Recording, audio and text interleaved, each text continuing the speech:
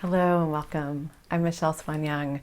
Today I just have some encouragement for you if you're a parent who is working on learning life skills of some sort, but especially if you're working on learning skills that you have not seen modeled for you.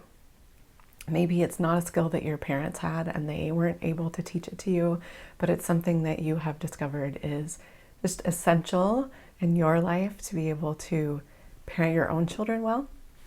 Maybe you are breaking generational cycles of harm or trauma or anything like that, or just simply learning a new way to parent, navigating, taking good care of yourself amidst a culture that says that as parents that we need to take care of everyone else first. So I just have some encouragement and a story for you today. The story is, so I have been not feeling well for the last couple of days.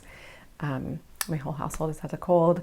And so knowing that I have these different tasks and responsibilities that are coming up this week, and then also not physically feeling well, it created a lot of stress for me because I really care about taking good care of myself, my physical well-being and my mental well-being, but then, and of course my family who's also been sick.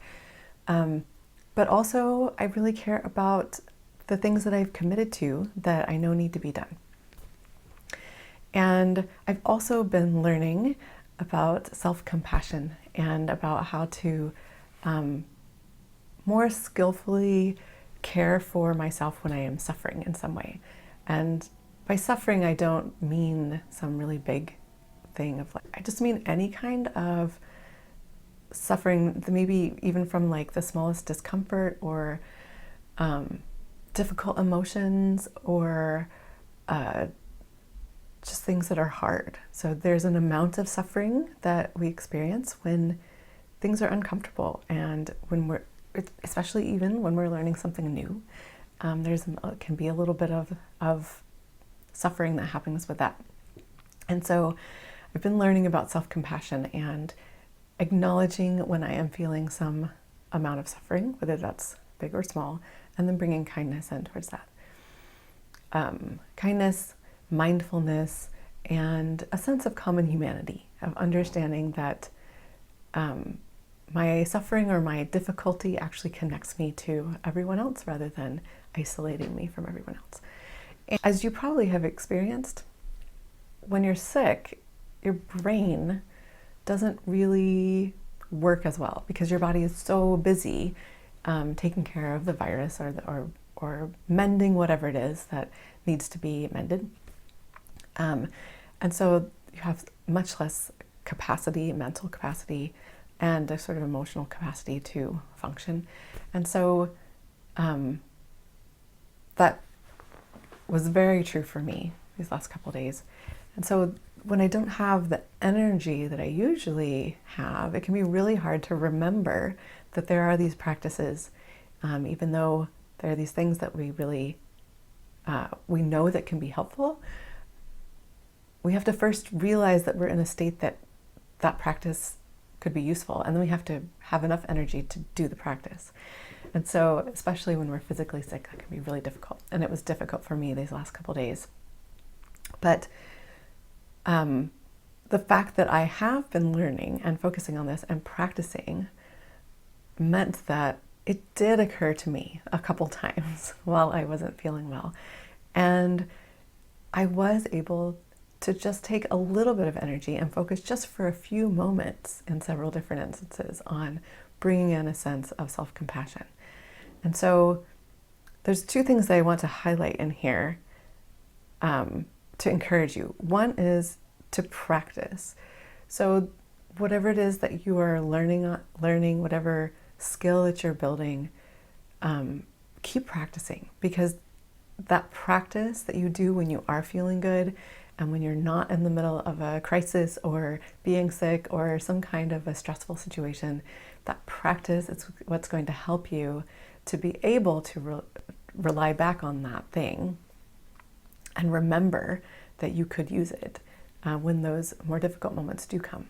And secondly, when you are in more difficult moments, when you are feeling emotionally overwhelmed and you need to use some emotional regulation skills, or when you are in the heat of the moment parenting, and you do have this moment, of clarity, or this moment of being able to make one tiny different choice, when you look back on that, look for your progress. Don't try to look for perfection, but look for your progress. This is so true for our kids as well, but I want to focus today on how we can do that for ourselves as parents and as human beings who are learning new skills. And thirdly, when you do see that moment of progress, celebrate it. Acknowledge that you've made progress. And it's so easy where we can look at how far we have to go and how much more there is to learn. And all of the ways that maybe the rest of the situation maybe didn't go as we wanted it to. And when I was sick, I still went right back to thinking the same way I had, or at least mostly the way I had, after I had this moment of self-compassion. And then I did kind of get sucked right back into kind of stress and feeling bad, feeling emotionally bad. But the progress was that I was able to notice and bring in that self-compassion for the few moments that I did. And then I actually noticed when I went back out of it. And that noticing, that awareness, is a really key part of making any kind of progress with new skills. And so I'm going to celebrate that I noticed, and I'm going to acknowledge that that is a really important step in this journey that we're all on, and whatever kind of learning that we're doing. So those are sort of the three things that I wanted to bring for encouragement. The practice that you're doing and the learning that you're doing, it really matters.